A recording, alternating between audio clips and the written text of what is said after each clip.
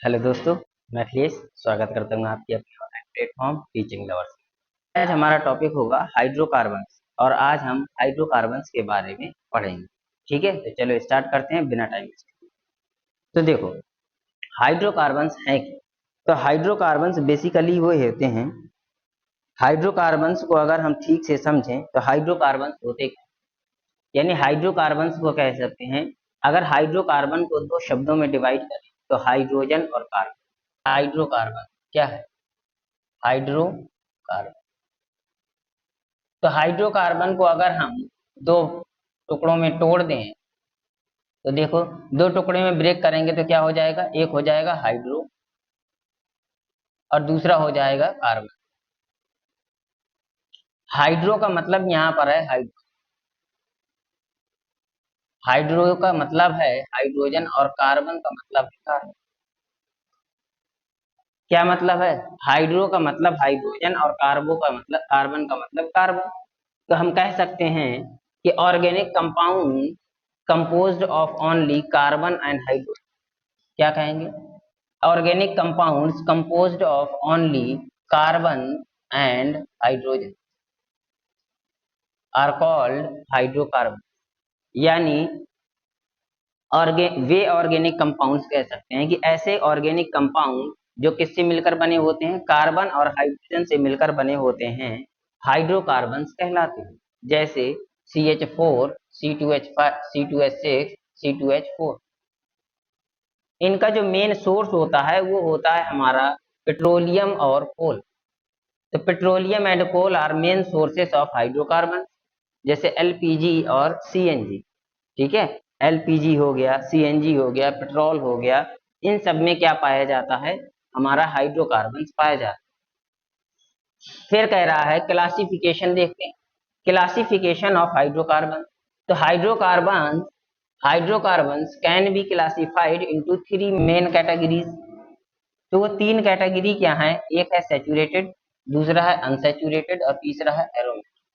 अगर हम यही अदर क्लासिफिकेशन देख लें तो अदर क्लासिफिकेशन ये हो जाएगा आपका कि जो हाइड्रोकार्बन है हमारा, क्या है? जो हाइड्रोकार्बन है उसको हम ओपन चैन और एसाइक्लिक के रूप में क्या कर सकते हैं? एक भाग तोड़ सकते हैं और दूसरा भाग क्या हो जाएगा?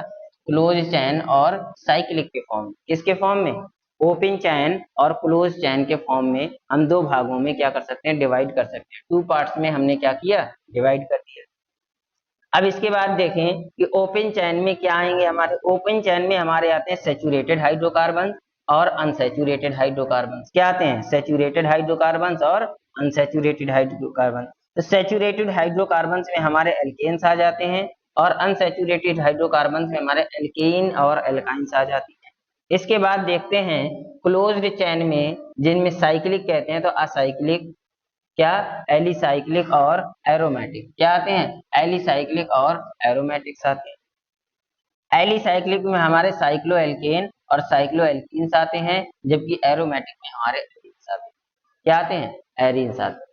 समझ में आया? तो बात कर लेते हैं सैचुरेटेड हाइड्रोकार्बन्स के बारे में। इसके बारे में सैचुरेटेड हाइड्रोकार्बन्स के बारे में देखो, saturated hydrocarbon contain carbon carbon and carbon hydrogen single bond. क्या कहते हैं? Carbon carbon and carbon hydrogen single bond. जो हमारे सैचुरेटेड हाइड्रोकार्बन होते हैं वो कार्बन कार्बन और कार्बन हाइड्रोजन के बीच में क्या रखते हैं? सिंगल बॉन्ड रखते हैं। क्या रखते हैं? Single bond. यानी कार्बन कार्बन के बीच में सिंगल बॉन्ड या कार्बन हाइड्रोजन के बीच में क्या होगा? सिंगल बॉन्ड होना चाहिए। अगर कार्बन और कार्बन के बीच या कार्बन हाइड्रोजन के बीच सिंगल बॉन्ड है तो क्या होगा? सैचुरेटेड हाइड्रोकार्बन होगा। क्या होगा? सैचुरेटेड। सैचुरेटेड हाइड्रोकार्बन का मतलब होता है संतृप्त हाइड्रोकार्बन। संतृप्त का मतलब ये होता है कि अगर कोई व्यक्ति, अब ध्यान से सुनो, कोई व्यक्ति अगर फुल पेट खाना खा चुका है, क्या कर चुका है? फुल पेट खाना खा चुका है, तो अब वो संतृप्त हो चुका है। क्या हो चुका है? वो सैचुरेटेड स्टेट में पहुंच चुका है। अब वो और अधिक खाना नहीं खा पाएगा। समझ में आया? जैसे मान लो तुम्हारे पास दो हाथ हैं। कितने हाथ? दो हाथ। अब दोनों हाथों में क्या किया तुमने? दो दो, एक बॉल इसमें ले ली, एक बॉल इसमें ले ली। अब दोनों हाथों में बॉल आ गई, तो अब अगर बॉल रखेंगे तो वो गिर जाए, यानी अब बॉल नहीं आ पाएगी। इसी को बोलते हैं संतृप्त अवस्था। क्या बोलते हैं? संतृप्त अवस्था। और जो सैचुरेटेड हाइड्रोकार्बन्स होते हैं हमारे, वो कैसी रिएक्शन दिखाते हैं, वो सब्स्टिट्यूशन रिएक्शन शो करते हैं। कैसी रिएक्शन? सब्स्टिट्यूशन रिएक्शन शो करते हैं। कैसी रिएक्शन शो करते हैं? सब्स्टिट्यूशन,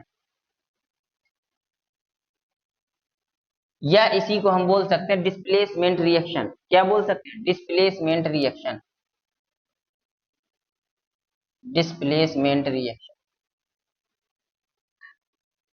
प्रतिस्थापन या विस्थापन कैसी शो करते हैं? प्रतिस्थापन या, यानी अब वो अगर कोई परमाणु उसमें ऐड होना चाहता है, क्या होना चाहता है? ऐड होना चाहता है, तो उससे एक हाइड्रोजन को रिमूव होना पड़ेगा। क्या होना पड़ेगा? उससे एक हाइड्रोजन को रिमूव होना पड़ेगा, तब कोई उसमें क्या आएगा? दूसरा एटम जुड़ पाएगा।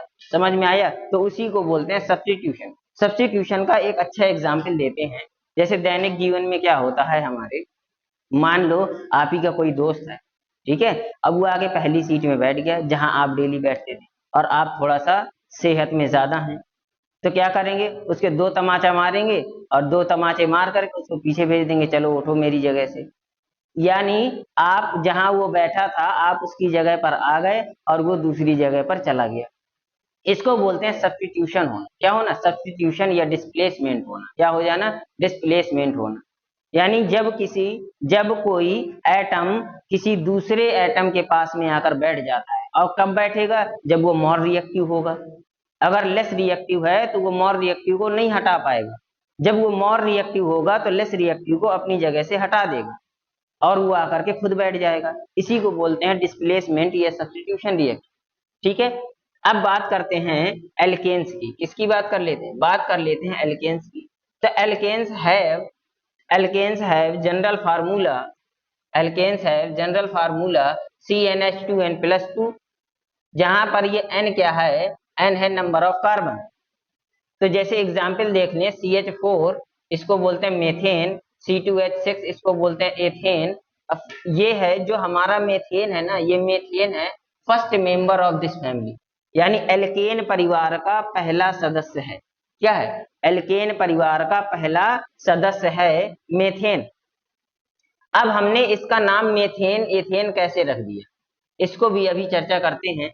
इधर देखो, अभी आगे डिस्कस करेंगे। तो देखो कह रहा है alkanes also known as paraffins, alkanes also known as paraffins due to their less reactive nature. किसके कारण? Due to less reactive nature. इस पैराफिन का मतलब होता है पैरम, और एफिन्स, ये दोनों क्या है? ये दोनों लैटिन वर्ड है, लैटिन वर्ड, ग्रीक भाषा के शब्द हैं। पैरम का मतलब होता है लिटिल, और एफिनिटी का एफिन्स का मतलब होता है एफिनिटी। पैरम का मतलब लिटिल, एफिन्स का मतलब एफिनिटी। अब बात कर लेते हैं थर्ड पॉइंट। तो कह रहा है each carbon atom in alkanes is sp3 hybridised. तो देखो, ध्यान से देखो, कार्बन का अगर हम हाइब्रिडाइजेशन देखें, किसका? कार्बन का अगर हम हाइब्रिडाइजेशन देखें कि कार्बन कितने हाइब्रिडाइज्ड होगा, तो देखो जैसे कार्बन अगर ये क्या है? सारे सिंगल बॉन्ड से जुड़े होंगे कि नहीं जुड़े होंगे? सारे सिंगल बॉन्ड से जुड़े होंगे। तो देखो यहाँ भी सिग्मा बॉन्ड, यहाँ भी सिग्मा बॉन्ड, और यहाँ भी सिग्मा बॉन्ड, और यहाँ भी सिग्मा बॉन्ड, हर जगह सिग्मा बॉन्ड है। और जब सिग्मा बॉन्ड है तो यही हाइब्रिडाइजेशन में क्या करते हैं? भाग लेते हैं। तो क्या होगा? एक S होगा और एक P होगा। तो S में एक ऑर्बिटल होता है और P में 3 ऑर्बिटल होते हैं, 1 2 3। तो ये कितने हो गए? देखो S और 4 सिग्मा बॉन्ड है ना, तो 1 2 3 4, चारों हो गए। यानी S का एक ऑर्बिटल और P के तीनों ऑर्बिटल क्या करेंगे? हाइब्रिडाइजेशन में भाग लेंगे। क्या करेंगे? पार्टिसिपेट करेंगे। S का एक ऑर्बिटल, और S में तो एक ही ऑर्बिटल होता है तो उसका ऑर्बिटल, और P के तीनों ऑर्बिटल हाइब्रिडाइजेशन में पार्टिसिपेट करेंगे। इसीलिए इसका संकरण क्या हो गया? sp3 hybridise. यानी जो हमारे एल्केन्स होते हैं वो कैसे होते हैं? sp3 हाइब्रिडाइज्ड होते हैं। कैसे होते हैं? sp3 हाइब्रिडाइज्ड होते हैं। अब आगे बात करते हैं कि methane is a gas found in coal mines and marshy places. Marshy places का मतलब होता है दलदली स्थान, जैसे जहां धान के खेत बोए जाते हैं, जहां धान के खेत होते हैं, जहां धान बोए जाते हैं, तो वो दलदल का होता है, पहले उसमें पानी भर दिया जाता है तो वहां दलदल हो जाता है। नालों में बड़े बड़े नाले होते हैं तो वहां पर क्या होती है, दलदल जहां हो जाता है, इकट्ठा हो जाता है, उसको बोलते हैं मार्शी प्लेस, यानी दलदली स्थानों में मीथेन गैस पाई जाती है, इसीलिए इसे मार्श गैस या दलदली गैस भी कहते हैं। क्या कहते हैं? मार्श गैस या दलदली गैस भी कहते हैं। किसको? मीथेन को। बात समझ में आई कि नहीं आई? अब बात करते हैं कि इस फार्मूले के बारे में चर्चा कर लेते हैं। इसके बारे में, इस फार्मूले के बारे में डिस्कस करते हैं कि इस फार्मूले से हम एल्केन कैसे प्राप्त करें। तो इससे पहले हम कुछ कार्बन के नाम लिखे दे रहे हैं, इधर देखो ध्यान से, कि हम इनका नामकरण कैसे करते हैं। जैसे एक कार्बन, तो एक कार्बन का नाम होता है मेथ, दो कार्बन का नाम होता है एथ, तीन कार्बन का नाम होता है प्रोप, चार कार्बन का नाम होता है ब्यूट, पांच कार्बन का नाम होता है पेंट, और छह कार्बन का नाम होता है हेक्स, सात कार्बन का नाम होता है हेप्ट, आठ कार्बन का नाम होता है ऑप, नौ कार्बन का नाम होता है नॉन, और 10 कार्बन का नाम होता है डेक।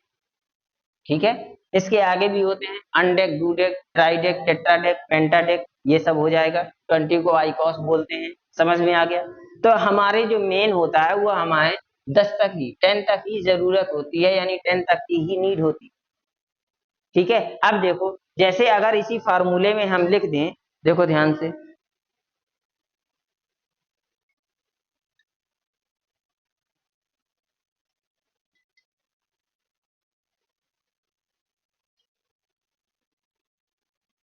अब ध्यान से देखो इसमें, अगर हम एक कार्बन वाला, कितना, n बराबर 1 ले लें, और एक कार्बन वाला हमें कोई एल्केन चाहिए, क्या चाहिए, एक कार्बन वाला अगर हमें एल्केन चाहिए, तो ध्यान से देखो, n बराबर 1 है, इस फार्मूले में रख दो CnH2n प्लस 2, तो C 1 हो जाएगा, H 2 इंटू 1 प्लस 2 कितना हो गया, C 2, 2 1 जा 2, 2 और 4, CH4। इसका नाम क्या हो जाएगा, देखो, एक कार्बन का नाम ये होता है एल्क।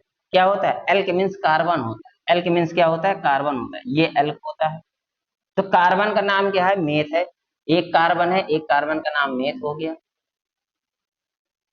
और इनके नाम के अंत में, इसके नाम के एंड में एल्केन से नाम देखो, एल्केन के नाम से ही पता चल रहा है, एल्क मतलब कार्बन। क्या हो गया? एल्क मतलब कार्बन,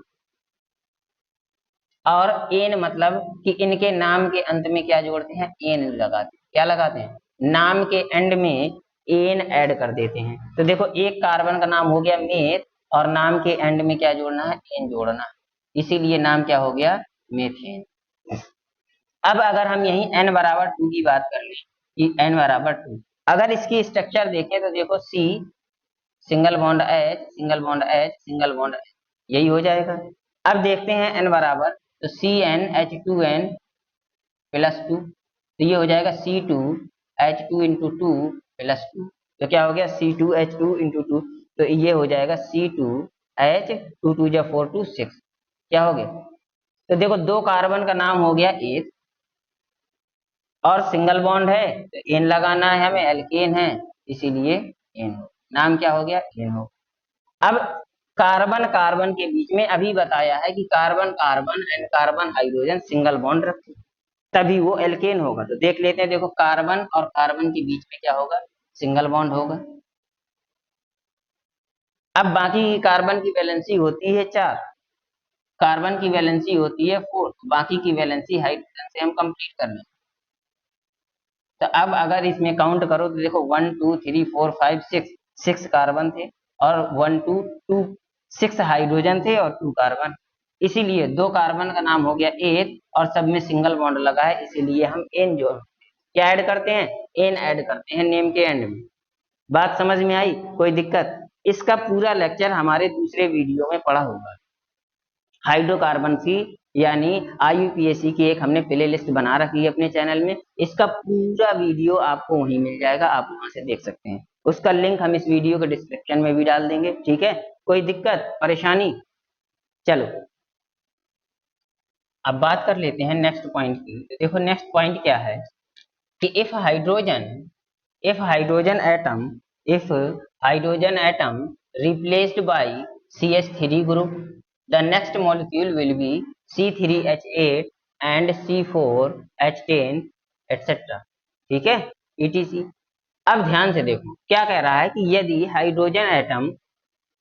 हाइड्रोजन एटम किससे रिप्लेस होता है, CH3 से रिप्लेस होता है, तो हमें नेक्स्ट मॉलिक्यूल प्राप्त हो जाता है। एल्केन परिवार का, एल्केन फैमिली का नेक्स्ट मॉलिक्यूल प्राप्त हो जाता है। जैसे इधर देखो, अगर ये हमने क्या ले लिया, ये हमने मीथेन। अगर इस मीथेन में से एक हाइड्रोजन को हम क्या कर दें, रिमूव कर दें, और किससे रिप्लेस करने के बाद CH3 से हमने रिप्लेस कर दिए, तो ध्यान से देखो यहाँ क्या बन जाएगा, H single bond C single bond C single bond H, और यहाँ ये सिंगल बॉन्ड H है। यहाँ हमने क्या किया, H रिमूव करके और CH3, यानी इस CH3 से इसको क्या कर दिया, रिप्लेस कर दिया। तो अगर हम इसकी स्ट्रक्चर देखें तो देखो ध्यान से, इसको क्या हम इस तरीके से नहीं लिख सकते, CH CH और H। बताओ, 3 हाइड्रोजन लगे हुए हैं ना, तीनों हाइड्रोजन को हमने लगा दिया, तो 2 कार्बन है, 2 कार्बन का नाम क्या हो जाएगा, एथ, और सब में सिंगल बॉन्ड है, इसीलिए हम एन ऐड करेंगे, तो ये क्या हो गया, एल्केन हो गया। क्या हो गया, एल्केन। अगर इसका एक हाइड्रोजन हम रिमूव कर दें, क्या कर दें, इसका एक हाइड्रोजन हम रिमूव कर दें, ये क्या है, इसका एक हाइड्रोजन रिमूव करके हम क्या लगा दें, यहाँ CH3 लगा दें, क्या लगा दें, CH3 लगा दें। बताओ, तो ये क्या हो जाएगा, क्या ये यही नहीं लिखा है, CH, देखो CH3 सिंगल बॉन्ड CH2 और CH3, बताओ यही है, इसका नाम क्या हो जाएगा, प्रोपेन। नाम क्या हो जाएगा, प्रोपेन। बात समझ में आई, कोई दिक्कत। अब आगे देखो, current natural gas contains about 80%, जो हमारी नेचुरल गैस होती है वो 80% के लगभग क्या करती है, मीथेन गैस कंटेन करती है। फिर इसके बाद 10% एथेन कंटेन करती है, और रेस्ट 10% मिक्सचर। क्या कह रहा है, मिक्सचर ऑफ हायर मेंबर्स। क्या कह रहा है, mixture of higher members if also contains small amount of hydrogen, nitrogen और CO2। यानी जो हमारे एल्केन्स होते हैं ना, मेथेन हो गया, एथेन हो गया, ये कम अमाउंट में, स्मॉल अमाउंट में हाइड्रोजन गैस में भी और नाइट्रोजन और CO2 गैस में भी मिले होते, यानी बहुत ही कम मात्रा में, किसमें, बहुत ही कम मात्रा में हाइड्रोजन, नाइट्रोजन और कार्बन डाइऑक्साइड में भी क्या पाए जाते हैं, तुम्हारे मेथेन, एथेन पाए जाते हैं, यानी ये जो हाइड्रोकार्बन हैं पाए जाते हैं। अब आगे बात करते हैं, methane has a tetrahedral structure, all hydrogen carbon bond angles are of 109 degree, 109 degree और 109.5 डिग्री, कितना, 109.5 डिग्री या 109 डिग्री 28 मिनट, 109 दशमलव, ठीक है, 109.5 डिग्री या 109 डिग्री 28 मिनट। बात समझ में आई। अब अगर इसकी स्ट्रक्चर देखें तो स्ट्रक्चर कैसी होती है इसकी, ये हमारा कार्बन, ये हाइड्रोजन है, और ये भी हमारा हाइड्रोजन, और एक हाइड्रोजन, इस तरीके, तो ये ऐसे जुड़े होते हैं इस कार्बन से।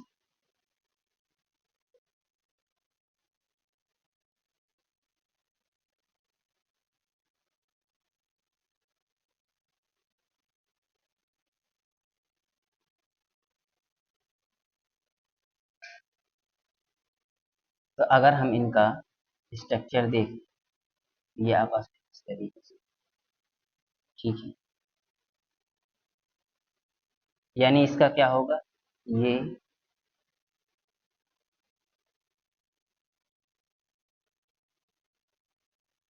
इस तरीके से जुड़े हो, ये होती है इनकी शेप, क्या होती है, ये होती है टेट्राहेड्रल शेप। क्या होती है, टेट्राहेड्रल शेप होती है। बात समझ में आई, कोई दिक्कत परेशानी, इसको बोलते हैं टेट्राहेड्रल स्ट्रक्चर।